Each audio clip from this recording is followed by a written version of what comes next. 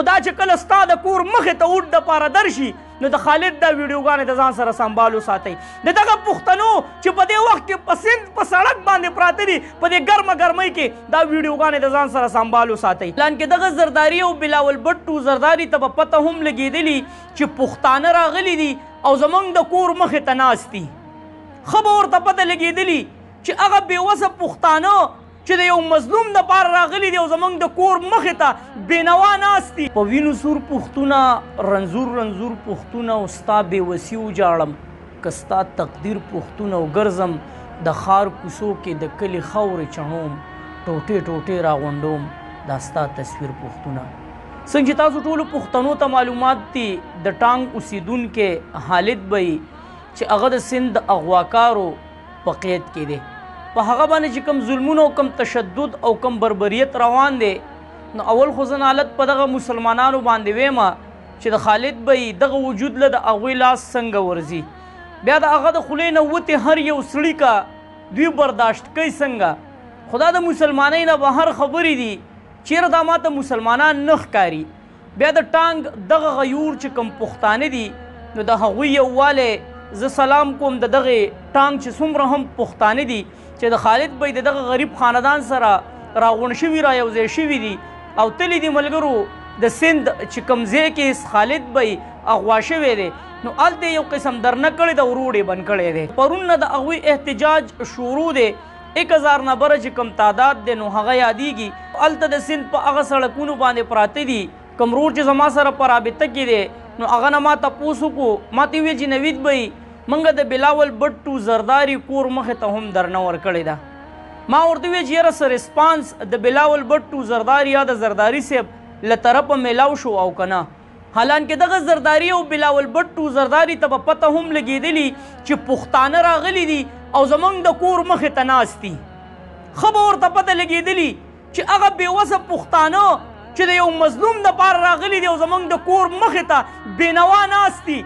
دا هغه سیاستدان دي چې نن بلاول بټو زرداري او زرداري دغه پښتنو له دومره ریسپانس هم نه دی ورکړی چې زما د کور مخې ته انسانان ناست دي او که زناور ناست دي.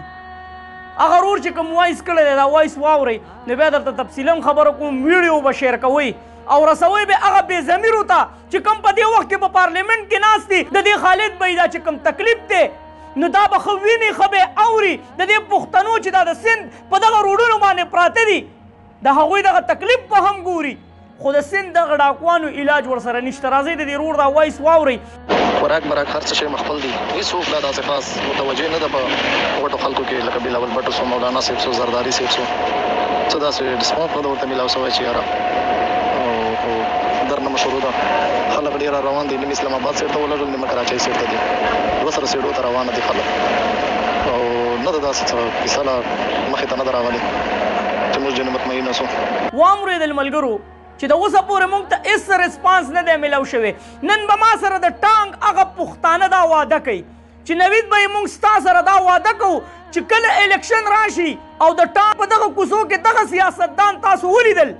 او تاسو ول ووټ ورکو نو تاسو به د سره پښتانه نه یې تاسو به د سره د هغه خالد دا چې کوم تکلیف په دې وخت کې تېرېږي نو دا بیا تکلیف نه دی. ستاسو چې کوم تکلیف دی د سند په دغه سړکونو باندې پراته یې څوک دته د انسانانو نظر نه کوي نو نن زه ستاسو نه دغه عهد اخلم دا واده درنه اخلم چې د الف نه واخله د یې پورې که هغه پی ټي آی ده که جے وي آی ده که پیپل پارټي ده که نون لیگ دی که هر یو کس دی خو دا چې کله ستا د کور مخې ته وټ دپاره درشي نو د خالد دا ویډیوګانې د ځان سره سنبالو ساتئ. د دغه پښتنو چې په دې وخت کې په سند په سړک باندې پراته دي په دې ګرمه ګرمۍ کې دا ویډیوګانې د ځان سره سنبالو ساتئ. دا ورته بیا وښایې چې یو وخت داسې و چې خالد به هغه د سند د اغواکارو په قید کې و خو تاسو موږ له ریسپانس نه دی راکړی. موږ د روډونو د پاسه لکه د زناورو پراته وو خو موږ خوالې یو کس هم نه دی راغلی.